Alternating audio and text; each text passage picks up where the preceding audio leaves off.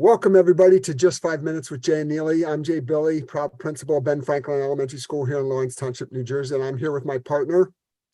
Hi, I'm Neely Bartley, and I am a technology teacher and digital learning and innovation coach in Natick, Massachusetts. So as we start our Just 5 Minutes today, it's the end of May, and there's been another horrible school shooting, and we just felt we couldn't ignore it. There is a lot that we need to discuss, and we could go on and on. But really, we wanted to address the fact that 19 children and 2 teachers lost their lives this week, and the pain and suffering that a community in Texas is going through. But how important it is that as educators, if that's who you are listening to us, or whoever you are listening to us, it's way past time for action. No curriculum is more important than taking care of our kids. And as I wrote in a blog and talked about on Wednesday morning, as I'm standing there watching parents hug their children again, one last time before sending them to my school, I broke down in tears, and it was thinking about 19 families who can't do that. So we're just 2 educators here trying to make sense of this world. But we as educators have the power to work for change. Whatever political affiliation you have, I can't imagine that you aren't for making our schools safer, for making our world safer.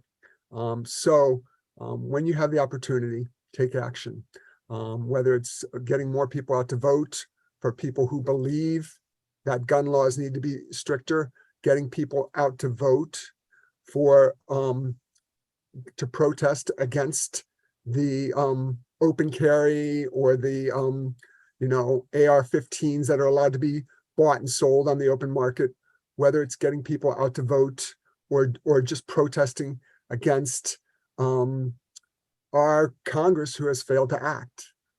It's time to make a change because our kids deserve it.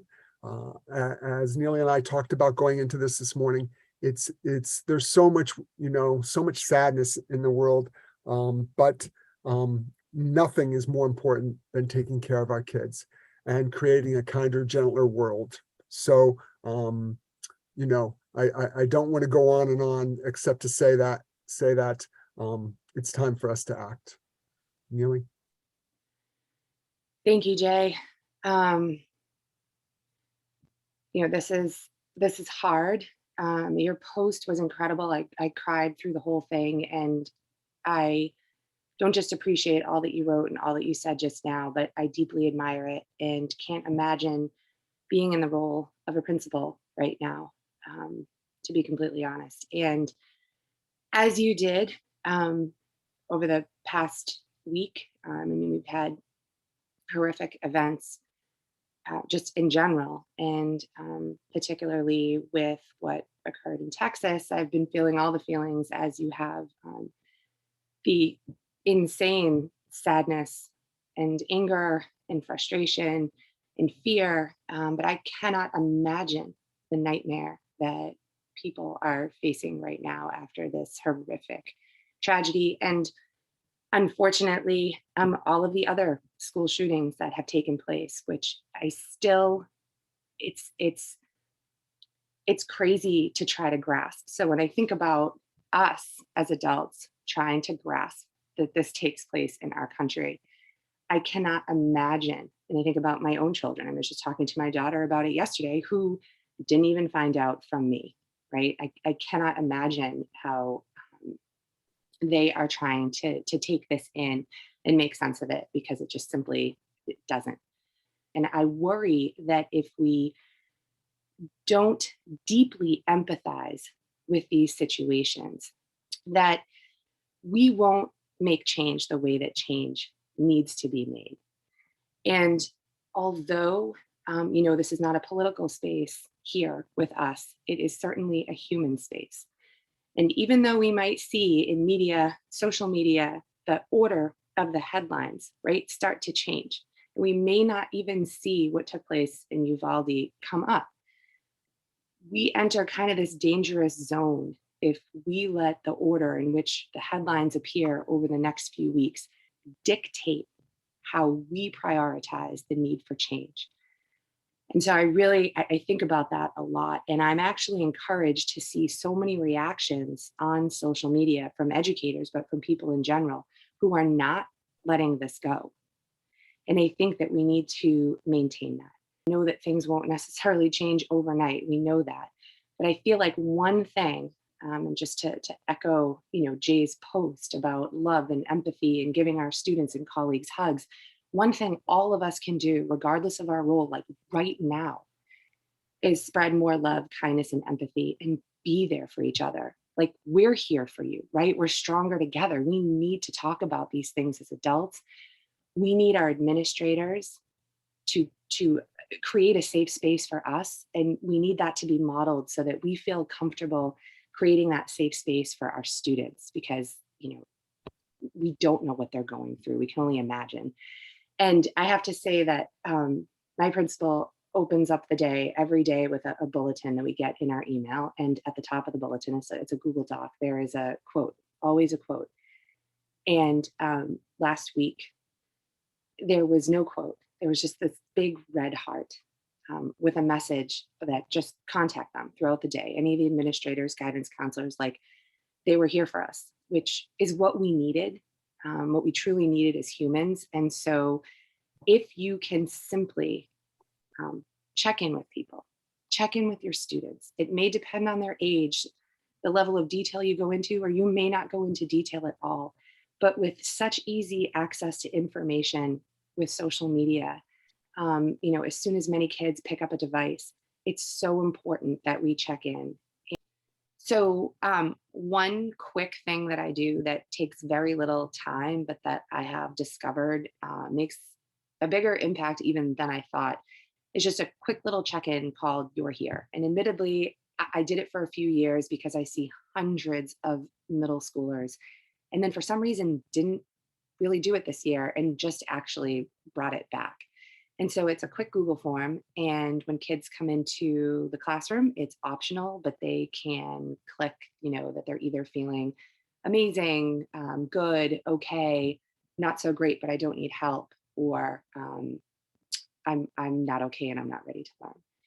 And this quick form has let me see a window into what students are thinking and feeling, much more so than I would have ever discovered had I just depended on them to come tell me verbally, because as you know, oftentimes it's easier to do it without talking, especially if you are 12 and 13 and 14 years old. So I actually modeled using it based on how I was feeling after the horrific shooting in Buffalo.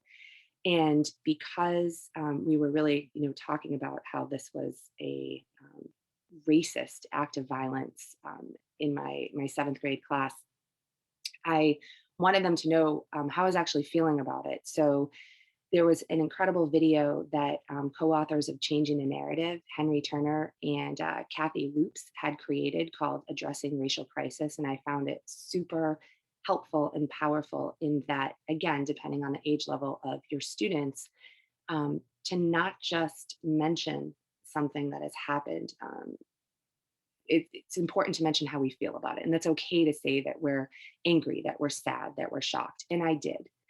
And I also, as a result, from students saw that there was this level of comfort and maybe even permission. Some didn't mention anything, but some did express feelings as well of stress and some fear and sadness. And I could address those. And sometimes they don't want us to come over and talk to them. They just want us to know. And so, again, very quick form, and they can elaborate if they want, in a comment at the bottom. But if you haven't tried something like this, I was inspired by George Couros, who I got the idea from, although it was not the same thing. I highly encourage it, and it has really helped me connect with students, and again, offer that safe space where they know that I'm here for them. And as happy as, I am that they're here, which is the title of the survey, I think they see that double meaning now that I'm also here. Thank you, Neely. I think that really emphasizes that, even kids at the youngest levels, as they hear about these things, they do have specific ways they feel about it, and we can't ignore that. We need, we as educators, we need to give them the space to talk about it if they feel they need to talk about it, or process it in a way that they're comfortable processing. Again, we understand that each home is different, and the way each family handles these things are different. But it really helps us to create that empathy, understanding, and love that we want in our school. So I think I appreciate that you did that with your kids. This is something that has been happening over and over and over again, and we can't become numb to these shootings and this killing. We must make sure that we are doing our part to create a kinder, gentler world for our kids. So thank you for sharing that. The last thing that I really like to add is, it's important that if your kids are struggling, you reach out to the people that can help them. Often it is the teacher that they're most connected with, or it is the counselor in your school. Or if you're struggling as an educator, talk to people, because this has been a rough couple of weeks for all of us. So we want to thank you all for being here today. Thank you for being just 5 minutes. We know we went over a little bit, but this is an important topic that will continue, because we will keep it at the forefront. We need to fix this. Thank you. Thank you, Jay.